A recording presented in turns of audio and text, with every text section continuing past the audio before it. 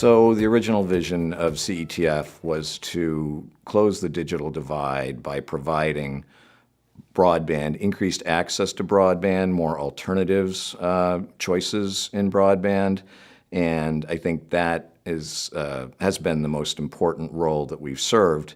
But equally important is identifying sort of critical applications that use broadband, the things that make broadband important in people's lives, such as using it in education, using it in telemedicine, using it so people can have access to economic opportunities or government benefits.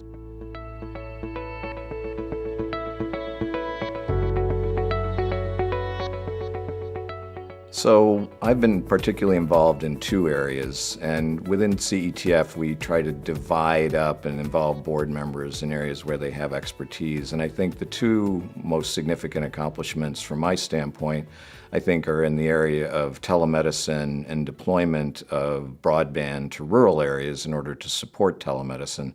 So telemedicine is very important to meet the needs of people in either remote areas or smaller communities that don't have access to the same kinds of healthcare facilities and services that people who live in urban areas take for granted. And telemedicine is an important way to enable access to those services using broadband as the means to do it. And CETF has been a leader not only in California in driving the adoption of telemedicine, but also in the country. I think the second area that I believe we've been very successful in is in the educational area.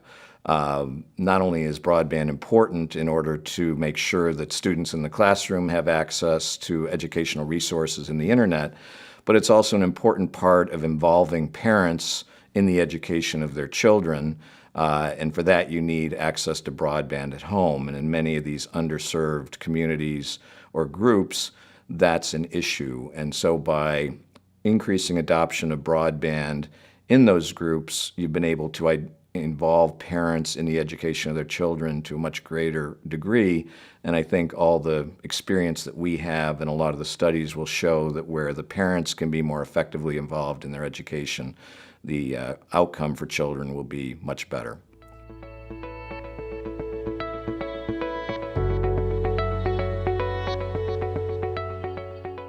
So broadband is still not available to everyone. There are still remote areas that are underserved, and there are significant economic challenges in doing that because the cost of providing broadband in rural areas, for example, is very high compared to the cost providing it in urban areas that are much more dense. So I think getting to those final locations in California that are not currently lit up, so to speak, is a significant challenge that I think we'll continue to work on. We made a lot of progress, but we are battling economics at some level there. I think broadening the adoption of some of the programs that we've demonstrated is also important. So we've deployed school to home in a significant number of schools, but we're still in the tens, not in the hundreds of schools, and all of them can benefit from programs like that.